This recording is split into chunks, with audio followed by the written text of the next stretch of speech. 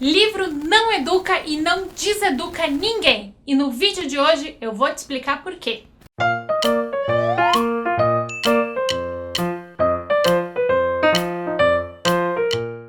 Olá, eu sou a Bel e este é o Conta Outra. Aqui a gente conversa sobre literatura infantil. Se você gosta desse assunto e acha que os livros podem ser importantes ferramentas para o desenvolvimento das crianças, esse é o seu lugar. Quero te convidar a se inscrever no canal e ativar as notificações para ficar sabendo sempre que entrar um vídeo novo por aqui, certo? Bom, como eu falei lá no início, os livros não têm poder para educar ou deseducar as crianças.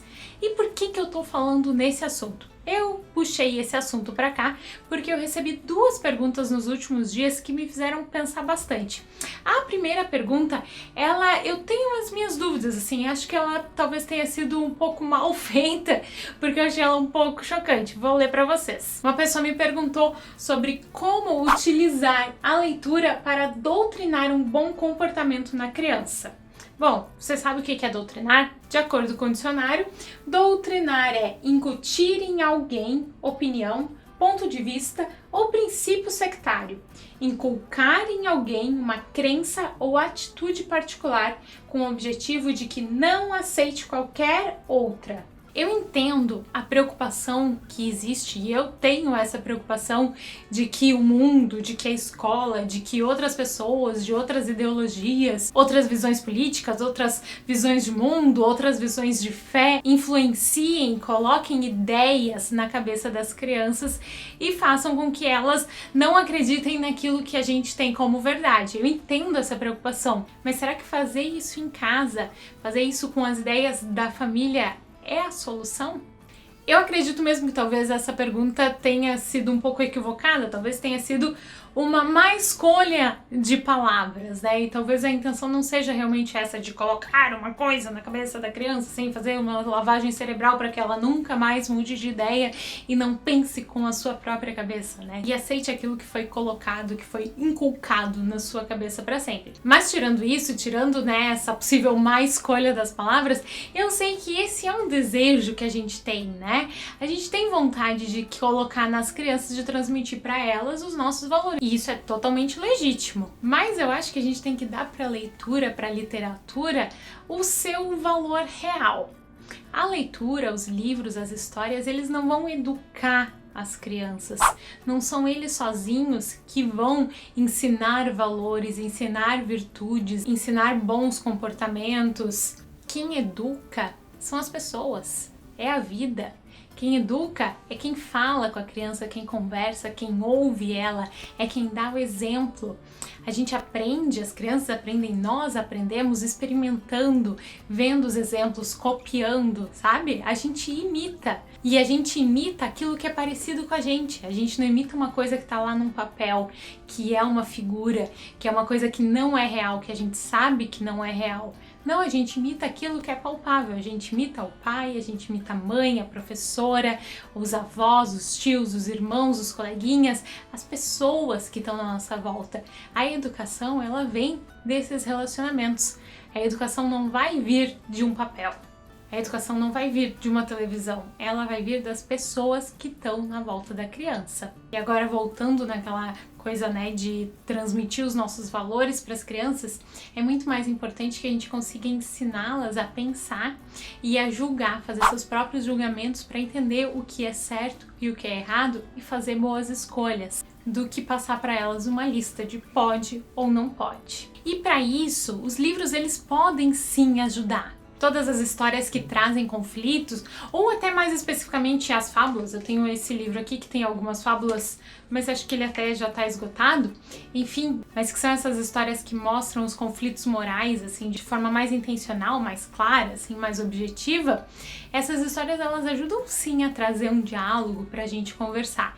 Mas não adianta nada conversar e dar sermão e puxar esse assunto com as crianças se na prática, se os exemplos que tem ao redor dela são contrários a isso. Não se iluda achando que só apresentar boas histórias vai fazer com que seu filho seja uma boa pessoa. Mas temos uma notícia boa nesse vídeo também.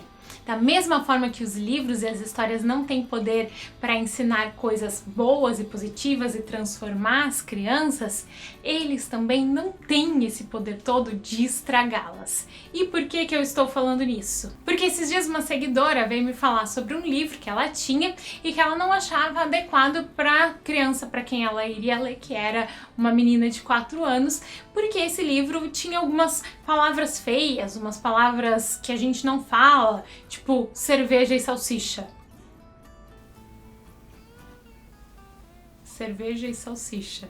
Tá bem, eu achei meio esquisito, então eu fui fazendo algumas perguntas, né? Tá, em que contexto essas palavras estão? E aí ela me falou em que contexto as palavras apareciam e eu logo identifiquei a história. Ela estava falando deste livro aqui, que eu tenho ele em inglês, mas ele existe em português. Foi lançado recentemente, inclusive, O Tigre que Veio para o Chá da Tarde. Essa pessoa disse que não achou as palavras adequadas porque cerveja é, apesar de ser uma bebida lícita, é uma coisa para adultos, né? Não para crianças. Então ela achou estranho isso, tá? No meio da história. E salsicha, hoje em dia, né? Não se come salsicha. A gente quer incentivar uma alimentação saudável. Então ter esses embutidos, assim, na história não seria uma coisa muito legal. Mas eu quero mostrar pra vocês como isso aparece no livro. E aí vocês vão pensando se realmente faz sentido ou não essa preocupação. Primeiro, esse livro aqui é um livro bem antigo, ó. Vocês podem até ver, ele tem um selinho de aniversário de 50 anos, ele é um livro dos anos 60, e é um livro inglês britânico.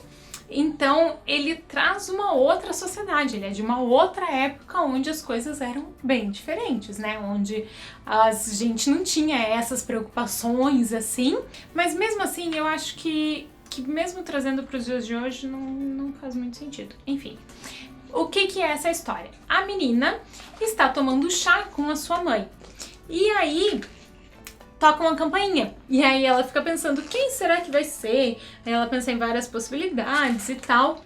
E aí ela vai abrir a porta e é um tigre, assim, simplesmente um tigre. E o tigre vem, senta com elas para tomar o chá, né? O chá da tarde da rainha. E aí ele come tudo que tem na mesa do chá. Come tudo, tipo, elas não conseguem comer. Aí eles vão pra cozinha e ele começa a comer tudo que ele acha. Ele come o que tem no fogão, né, que já era a janta. Ele ataca a geladeira e come toda a comida da geladeira. Ele vai nos armários e come toda a comida dos armários. Depois ele toma todo o leite e todo o suco e toda a cerveja do papai e toda a água da pia. Bom, é nessa situação que aparece a cerveja, né? Nem sei se é pra ser alguma dessas garrafas aqui, não tem nenhuma que pareça garrafa de cerveja atual, mas enfim, é nessa situação, né? Deixa claro que a cerveja era do pai. Não fala assim que a cerveja, que tem uma criança e toma cerveja. Não, é um tigre adulto, grande, né? Olha o tamanho dele, o tamanho da menina. Não é um tigre filhotinho, não tem nada mostrando que as crianças podem tomar cerveja. Não, só tá mostrando que, bom, em casa tem cerveja e a cerveja é do papai. Como eu imagino que tenha na maioria das casas das pessoas que você conhece, que você convive. Aqui na minha casa até não costuma ter cerveja na geladeira, mas enfim, não é uma coisa assim de outro mundo, uma coisa que ninguém tem, né? Muito pelo contrário. É muito mais comum ter do que não ter. E aí o que acontece? Aí a mãe dela tem que então, né, limpar tudo, e aí ela vai tomar banho e não tem água pra tomar banho, porque ele tomou toda a água da pia.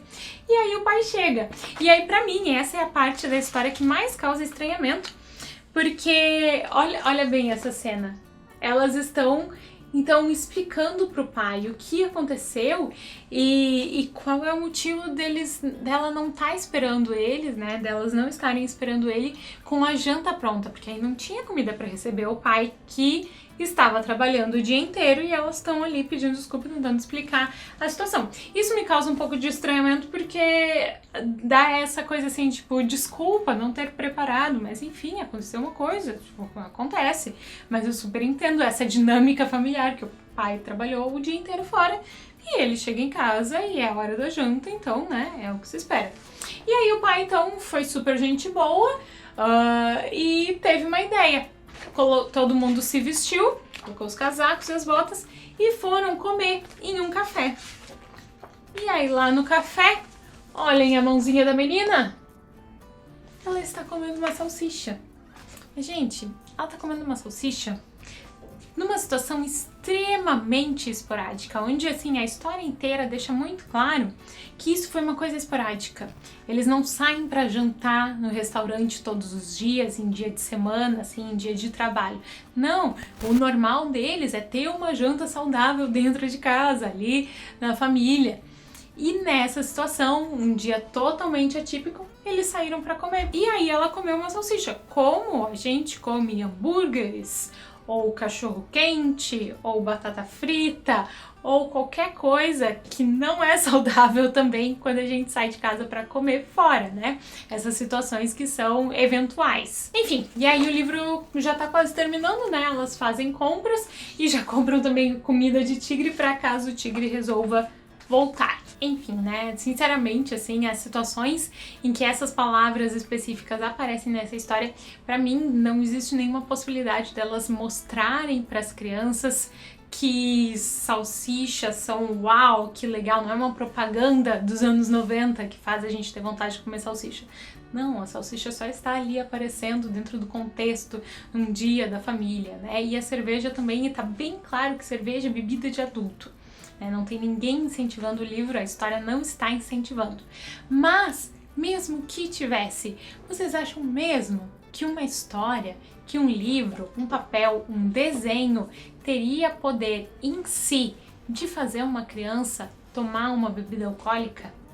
Sim, a literatura, os livros, até os desenhos, todas essas coisas que a gente consome, elas nos dão referências, mas elas por si só não têm poder em transformar o nosso juízo de valores, sabe? Elas não têm esse poder todo.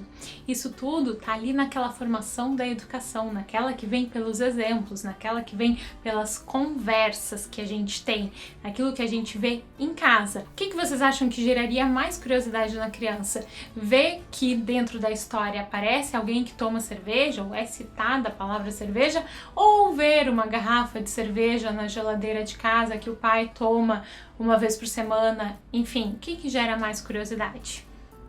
Tá mais próximo, não tô dizendo que não é para ter cerveja em casa, né? Acho que as crianças elas podem aprender as coisas que são para elas e as coisas que são para adultos e a ter esses limites bem claros. A gente não precisa esconder e fazer de conta que o mundo, que muitas coisas que não são para ela não existem.